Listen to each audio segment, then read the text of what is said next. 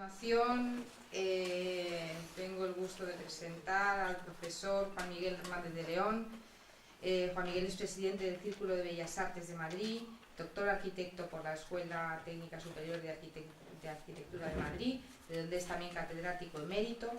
Fue coordinador del Clúster de Patrimonio del Campo de Investigación de Excelencia de Moncloa, fundador y director de la revista Pasajes de Arquitectura y Crítica, director de Iluminaciones, revista de Arquitectura y Pensamiento, director científico de las colecciones de textos de arquitectura y arte, es ahora mismo, de las editoriales Acal y Abada, autor de varios libros,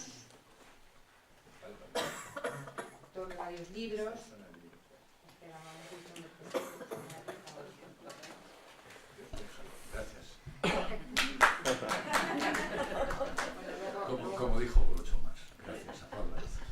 Bueno, que no sigas. No sigas bueno, ya, tu currículum es tan importante que no pasa nada por no sigas. Soy de natural modesta. Bueno, muchas gracias por tu amable presentación y me gustaría ser original en mis agradecimientos. En primer lugar, a Teresa Oñate. Teresa Oñate, estoy aquí porque te quiero. Valga esto como confesión personal. Y después, gracias a los que estáis aquí y a las que estáis aquí, porque tiene mérito a las 5:30 pasadas de la tarde intentar sumergirse en esta semioscuridad para escuchar una charla que puede ser necesariamente acortada en el tiempo, por lo tanto no da lugar a la necesaria precisión y complejidad de muchas de las cosas que hemos estado hablando y vamos a seguir hablando estos días. En primer lugar, quería referirme al título, Imágenes cargadas de tiempo. El tiempo, el kairos o el cronos, hoy nos tiene completamente aprisionados, y sobre este tema es el que yo quiero hablar en relación con Bill Viola. Sobre todo porque les quiero confesar una cosa. Yo cuando se me invitó Teresa a estas jornadas y vi el título Estética, Mística, Hermenéutica, solo me tranquilizó el primero y el segundo aspecto. Porque les confieso una cosa, yo con la mística me siento como ese anuncio que había en México Distrito Federal, que no sé si sigue todavía, que era un anuncio que decía: prohibido a los materialistas aparcar en el absoluto. Bien, es verdad que los materialistas eran aquellos camiones que transportaban materiales de construcción, y el absoluto era un parque muy dignificado, y por tanto la prohibición se refería a eso, pero les confieso que me siento casi tan incómodo como esos camiones cargados de material con el tema de lo místico. Porque el título es evidente que muchas personas que están aquí ya lo habrán captado. Es un título robado a una frase de Giorgio Agamben en ese pequeño ensayo que se llama Ninfas, en la que curiosamente comienza hablando de Bill Viola. No es un ensayo sobre Bill Viola, pero me da el pie sobre todo para esa pregunta que el propio Agamben se hace. ¿Cómo puede una imagen cargarse de tiempo? ¿Qué relación hay entre el tiempo y las imágenes? Yo creo que sería la clave de que puede un poco encardinar o explicar el hilo narrativo de lo que quiero exponer hoy. Porque ha habido y hay mucha literatura crítica sobre la obra de Viola. De hecho, tenemos una reciente exposición, que está todavía en Londres, sobre Bill Viola y Miguel Ángel Buonarroti, en la que se tocan temas en común entre Bill Viola y Miguel Ángel. La vida, la muerte, la ausencia, etcétera, etcétera. Todo aquello que de alguna manera se refiere a los aspectos de contenido de los temas que desarrolla. Y yo, como modesto profesor de estética, me quiero referir a las imágenes. Porque, fíjense, al final Bill Viola tiene una iconografía siempre de referencia, como estas imágenes que estamos viendo aquí, entre la pintura original y el videoarte que realiza Viola, pero al final, ¿qué son? Imágenes. Son imágenes. Y desde el punto de vista de esa presencia sensible, recuerdo que Hegel hablaba de lo bello como la presencia o aparición sensible de la idea, es a lo que me quiero referir, a la obra en sí concreta, a las cuestiones características formales y de acción de lo que supone la obra de Viola. Imágenes, no les quiero pasar muchas porque conocen suficientemente la obra de Viola, pero también posiblemente han asistido a la exposición cada vez más mística y religiosa de la obra del videoarte, de los videoartes de Viola, y además estoy seguro que mi amigo Félix Duque en su próxima intervención nos va a hablar de todo el proceso y evolución de Viola. Pero yo me quiero referir a esta cuestión de lo que hay, de qué relación hay entre tiempo e imagen. Y que, de alguna manera, el propio Agamben, en ese ensayo, nos habla de que Viola, en una de sus primeras exposiciones, tuvo una estancia en el Instituto de Investigación Getty y allí se interesó por una serie de cuestiones y había trabajado sobre el tema de la expresión de las pasiones. Y ahí Agamben nos da la referencia, al parecer, de aquello que Viola confesaba que habían sido autores de su interés en el momento de realizar. ¿Cuáles eran, aparte de estas imágenes? Pues mire, uno de los primeros que se refiere es, por supuesto, a Charles Le Brun, en ese tratado que tiene escrito en el siglo XVIII, que es el Méthode pour apprendre de dessiner les passions. Método para aprender a dibujar las pasiones. Estos son dibujos de Charles Le Brun. Lo mismo que toda esta serie de cuadros, de imágenes, de rostros, en la que está intentando transcribir a imagen el tema de la pasión, el pathos, la presencia del pathos, de la angustia, de la melancolía, de la esperanza, del furor, de tantas y tantas cosas que se traducen en pasiones. El otro autor al que al parecer se interesa Viola en ese momento es precisamente Duchamp de Boulogne. Este es un médico analítico que se dedica a una serie de experimentos ya en el siglo XIX en Francia y que trabaja sobre el gesto del rostro, del cuerpo, inducido por una serie de corrientes o elementos que caracterizan. Esta es una imagen conocida de ese tratado médico psicológico del autor, y aquí tienen otra serie de imágenes. Es curioso que en uno de los, no tengo aquí la imagen, pero en una de las láminas de estos textos de Duchamp de Boulogne aparece un cuadro completo en el que va comparando los gestos, el pathos, la expresión de la pasión que va consiguiendo en una serie de enfermos tratados por él, a través de esa especie de solicitación neurológica, con imágenes de esculturas, de pinturas, de rostros, que de alguna manera conforman ese recorrido del pathos, de la expresión, de la pasión en la historia del arte. Bien, Agamben, después de este discurso y de preguntarse, como yo decía, ¿cómo puede una imagen cargarse de tiempo? ¿No? ¿Qué relación hay entre el tiempo y la imagen? Nos va a hablar de otro personaje, Domenico de Piacenza, Domenichino se llamaba, le reconocían en Italia.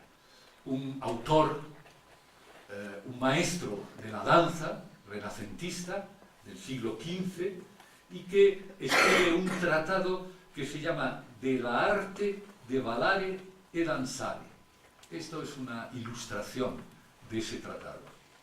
Es un tratado que, por supuesto, tiene unas características sobre el ritmo, sobre el cuerpo, sobre la relación tiempo-espacio, etc. Pero hay un momento en que Domenico sitúa, y es lo que le llama la atención a Gambrin, fundamentalmente, puesto que parece que se relaciona con esa idea de que la imagen puede estar tensionada o cargada de tiempo, energía al final. Y es aquella en que en su tratado enumera, después de los elementos fundamentales que ya he mencionado, la medida, la memoria, la agilidad, la manera, el cálculo del espacio, nos dice: he de decirte que quien quiera aprender el oficio tiene que danzar por fantasmata.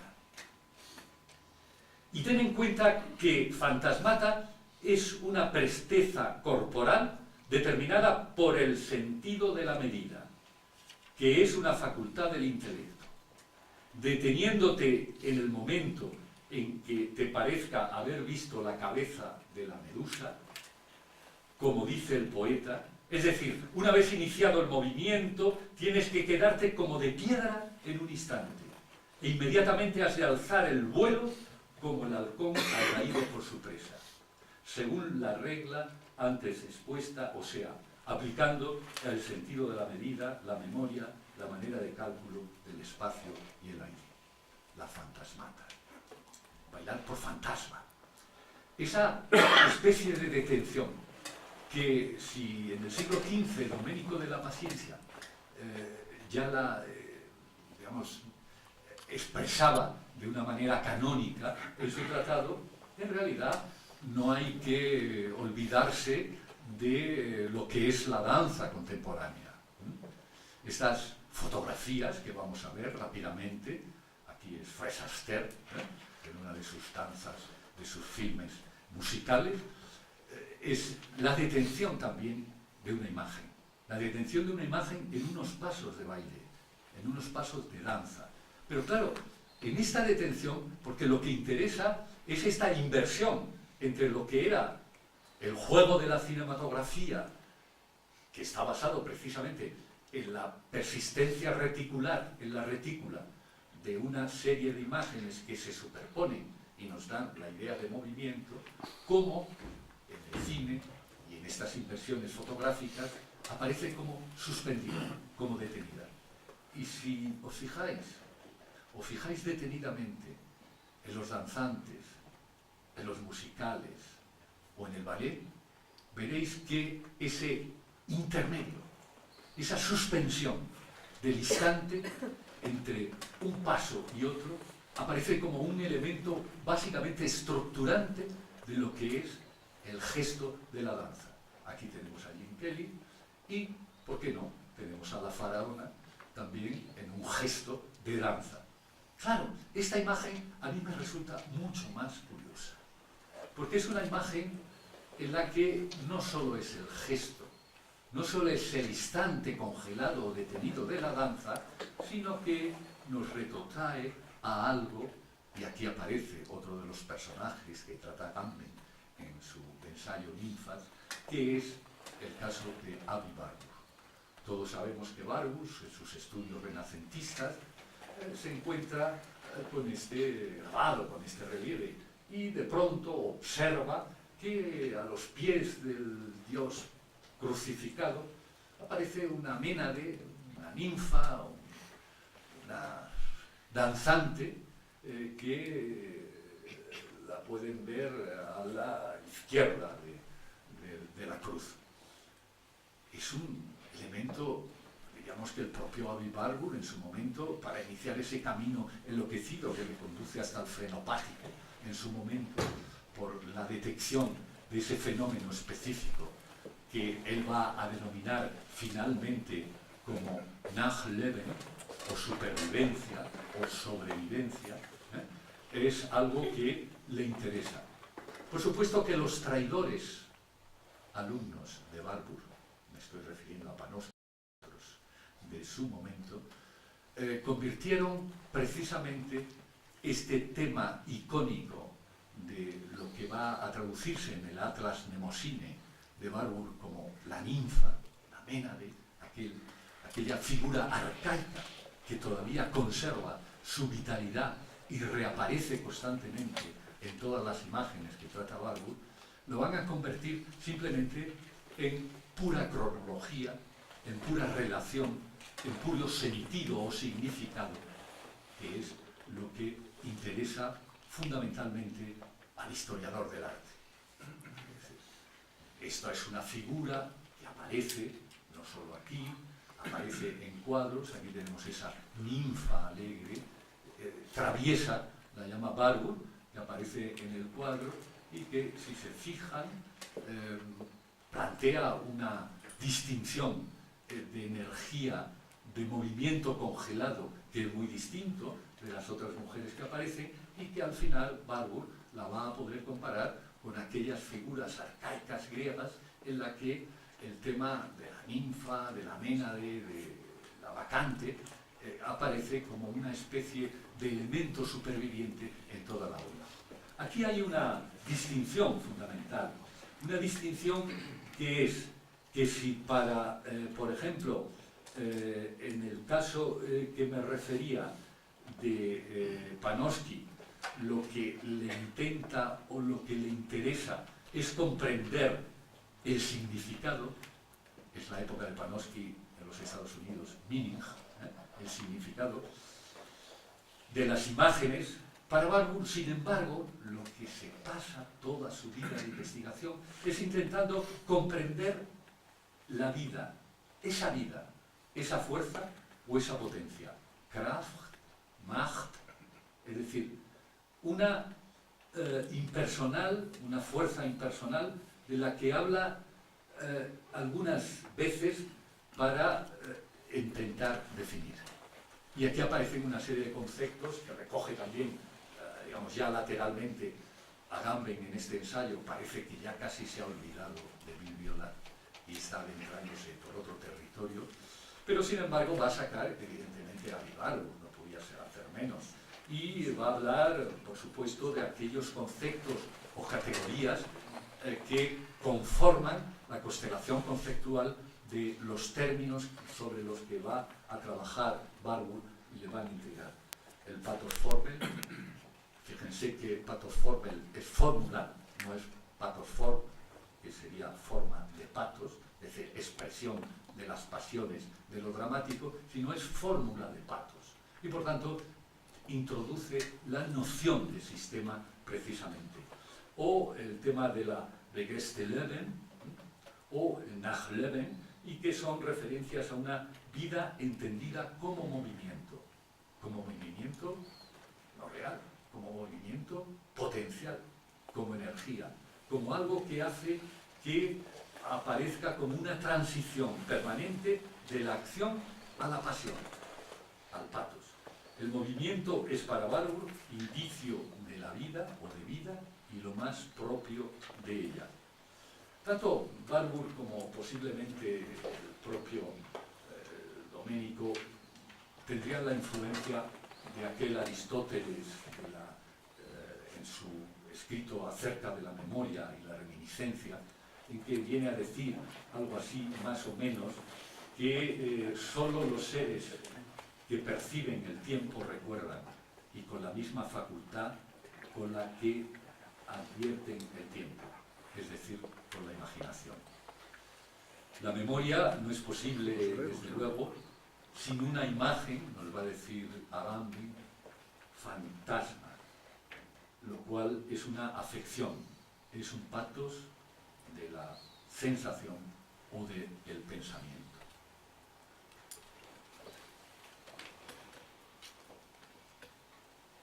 Aquí tenemos, por último, ese Atlas Mnemosyne en el tablero sobre la ninfa. ¿Qué es el tablero? Una superposición de imágenes distintas en el tiempo, distintas en la época, incluso distintas disciplinas o de distintos efectos. Algunas son fotografías directas, otras son reproducciones de cuadros, otras son fotografías de esculturas, de medallones, etc. ¿Qué es lo que está común en ese cuadro de la ninfa? Esa ninfa traviesa, ese espíritu vacante que de alguna manera le permite hablar de una densidad de tiempo también como expresión de la vida, distinto de lo que podría ser otra serie de cuestiones. Claro, los estudios iniciales de Barbour prácticamente coinciden con la aparición de la cinematografía. La cinematografía, la cuestión de la imagen patética, es una de las cuestiones más discutibles y polémicas que han existido. Aquí tenemos una serie de imágenes patéticas del acorazado Potemkin de Eisenstein. Estoy seguro que sabéis el problema que tuvo Eisenstein con otras escuelas soviéticas de cine revolucionario en cuanto le acusaban de que a través de la imagen patética, de estas imágenes de expresión, de pasión, como aparecen en todos estos elementos, nos conducían o le conducían a deteriorar la profundización ideológica en el sentido de lo que se planteaba. Por supuesto que Eisenstein respondió, e incluso Georges Didier Bergman ha escrito un imaginario y bello libro sobre la cuestión de la imagen patética en el cine. Ese libro que se llama Pueblo en armas, pueblo en lágrimas, intentando explicar en ese debate con la escuela soviética que tuvo Eisenstein cómo a partir de la imagen también hay la posibilidad de sentido, de comprensión o de idea. Claro, de pronto nos lleva, y con esto voy a ir casi terminando, nos llevan todas estas premisas previas del ensayo a intentar entender esa relación de la obra de Bill Viola con otras expresiones artísticas. Miguel Ángel que de alguna manera es el otro figurante o la compañía de Bill Viola en esta exposición londinense. Claro, el problema de la relación, al parecer, no he tenido ocasión de ir a ver esa exposición, el sentido, al parecer, de las relaciones que encuentran en esa exposición o que el comisariado o el relator de la exposición plantea son las relaciones temáticas, son las relaciones de contenido, diríamos a lo Panofsky, los temas que toca Bill Viola o que está tocando en un momento y los temas que tocaba Miguel Ángel, la pasión de la muerte, bueno, tantas y tantas cosas. Claro, yo creo que en Miguel Ángel hay una cuestión distinta, y esto es lo que quiero exponer también polémicamente, porque fíjense, los temas no son lo determinante de la presencia sensible de la obra. La obra de arte se expresa a través de lo sensible, y es básicamente el análisis estético debe acudir a la configuración y a la estructuración de la propia obra, más allá de los contenidos temáticos que de alguna manera, evidentemente, deben plantear una especie de coherencia o sinergia con la forma del aparecer. No es el qué, es el cómo, lo más determinante de esa aparición. Claro, en ese sentido sería como preguntaban esta mañana, ¿y usted no cree que lo fundamental de Bill Viola, por lo menos en su última obra, son los temas religiosos? Digo, hombre, eso es como si usted me pregunta que lo fundamental en un Tintoretto, o en un Rubens, o en cualquier otro pintor, son los temas mitológicos o religiosos que representan. Si solo fuera eso, esa obra de arte sería ya inoperante. No nos reclamaría desde su presencia hacia ninguna indagación, no nos abriría ningún abismo de reflexión. Por tanto, digamos que dejemos temporalmente los temas que se tocan y acudamos al cómo aparecen esas cuestiones de obras. Y aquí les permitiría citarme a mí mismo en alguno de los textos, porque esto es importante. Decía algún autor que los artistas tienen una deuda eterna con Miguel Ángel, quien rompió las cadenas y las trabas que ataban a los que caminaban por el sendero común. Y este era uno de los elogios que Vasari escribía en sus Vitae. Vasari declaraba su admiración por el genio que había sabido liberarse de las reglas que dominaban el lenguaje clásico. Y yo me pregunto, ¿de qué manera era esto posible?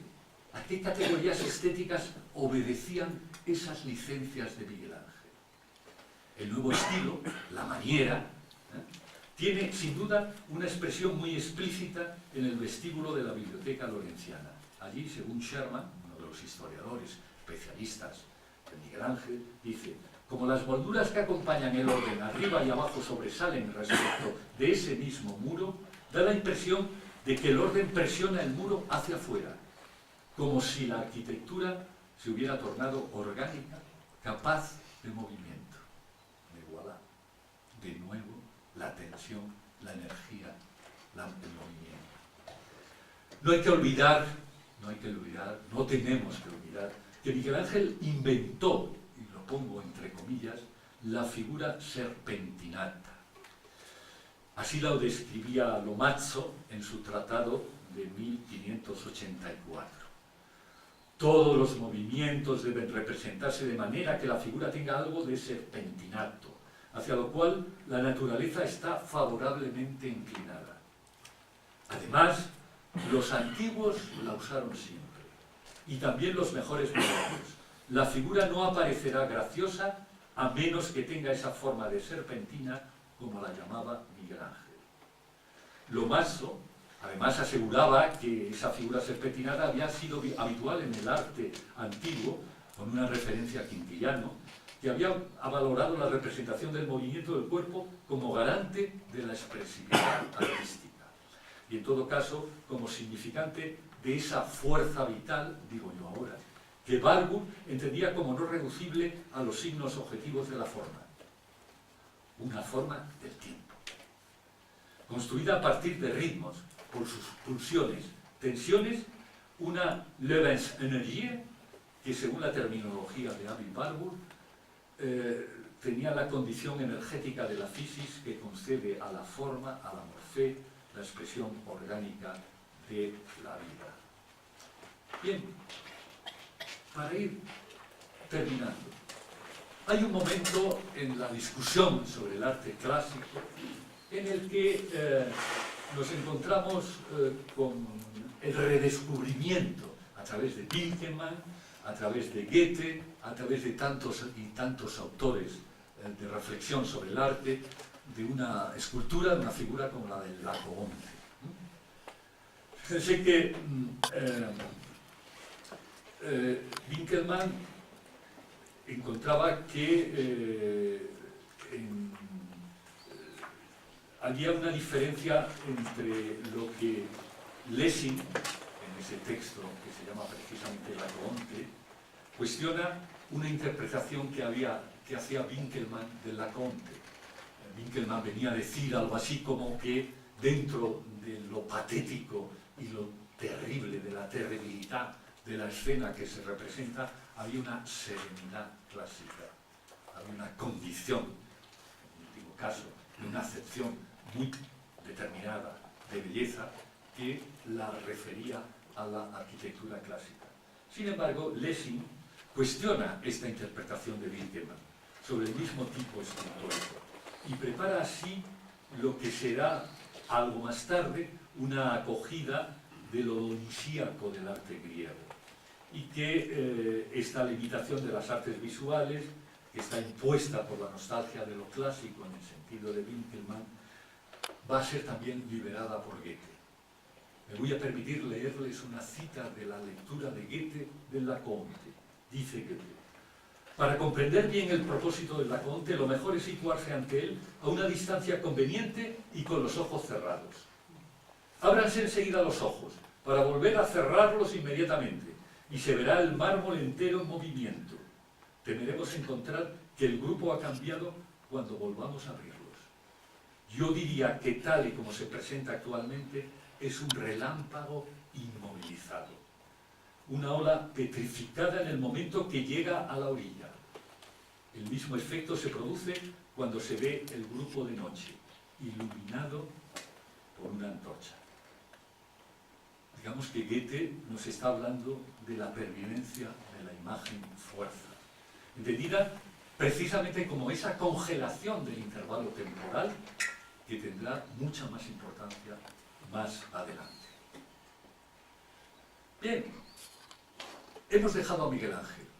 Y para terminar esta comparación que yo creo que explica o puede intentar explicar mi juicio sobre la obra de Viola, apresurado y posiblemente injusto, vamos a tratar a otro autor también, como es Leonardo da Vinci. Leonardo da Vinci, al final de su vida, realiza estos dibujos o esos grabados tan alucinantes en la que nos presenta el caos. Nos presenta misteriosos dibujos espectaculares, el diluvio, están conservados en la Royal Library en Londres, en la que aparece una especie de apocalíptica visión de la definitiva catástrofe, una visión a vuelo de pájaro, de una turbulencia, mezcla de nubes, vendavales, lluvia, agua, en la que resulta difícil diferenciar sus componentes. Por cierto, como menciona Deleuze en aquellos cuadros de Turner en las que dice que, en su lógica de la sensación, que son la imagen de la catástrofe, donde va a surgir el diagrama. Claro, también tenemos otros tratados, otros manuscritos de Leonardo, en la que aparece, y se ha publicado recientemente, un magnífico libro llamado El libro del agua. El tratado de la pintura de Leonardo tampoco lo llega él nunca a publicar, es una recopilación de textos sobre pintura que escribe Leonardo, y de igual forma ahora en Editorial Abada ha sacado un magnífico libro con Juan Barja como relator, en la que intenta construir esa especie de tratado sobre el agua de Leonardo da Vinci. Claro, hay imágenes muy significativas y sorprendentes. Estas imágenes que en algún momento nos cuesta Irving Lavin en un artículo sobre Leonardo y el caos, que a poco de llegar a Princeton en 1974 se le invita a una reunión de un grupo de expertos de distintas disciplinas. Y allí está Arthur Whitman, que es el profesor de matemáticas aplicadas a la física, que presentaba aquellos nuevos estudios de la llamada teoría de las catástrofes. Y le enseñan a Lavin precisamente una imagen que él no conocía de estos flujos, de estos remolinos y de estos encuentros. Y en cierto modo le intentan explicar que ahí está una clave sobre esa teoría de la catástrofe en su momento. Claro, en su tratado de la pintura, Leonardo nos dice que propone un objetivo primero de la pintura. Voy terminando. Bueno. El buen pintor ha de pintar dos cosas principales. Aquello que el hombre y el concepto de su mente es, el primero es fácil, el segundo difícil, porque ha de figurar gestos y movimientos de los miembros. Bueno, fíjense, la última cena de Leonardo da Vinci. Han visto el anterior grabado, ¿no? Un obstáculo que en el flujo del agua introduce un remolino y por tanto se produce esa concatenación del flujo con el remolino. Veamos el cuadro de la última cena. ¿Qué es? Sino una transposición pictórica de esa concepción energética de flujos y de fuerza. ¿Qué es lo que hay? El dios profeta que está en el centro, aparecer justo en el momento que pronuncia aquellas palabras: uno de vosotros me traicionará. El obstáculo. El obstáculo. ¿Y qué es lo que produce en la tensión energética, en esa constelación de tensiones en la pintura? Un remolino. Los apóstoles se desplazan, la representación de los apóstoles, hacia un lado y hacia otro, interpretando todos esos gestos de caos, de remolinos que produce el qué, el obstáculo de la palabra. La palabra. Por tanto, otra posición, otra posibilidad de entender la imagen fuerza en Leonardo. ¿Y qué me dicen de esta última imagen fragmentada de la Gioconda? Miren, Gilbert Simondon, el profesor de física y filosofía que influye en Gilles Deleuze, sobre todo en su concepto de manifestabilidad y otra serie de principios, lo habla y lo describe así. La Gioconda provocó pasiones y en general ha suscitado entusiasmo. En esa misma y única tela hay un comienzo de sonrisa y un final de sonrisa, pero no la sonrisa abierta, la entelequia de la sonrisa. La sonrisa incoativa y la sonrisa que termina por volver a la máscara seria del rostro. Son los términos extremos de ese espesor temporal. La sonrisa se ve o se va a desplegar y sin embargo también la sonrisa ya va a desaparecer.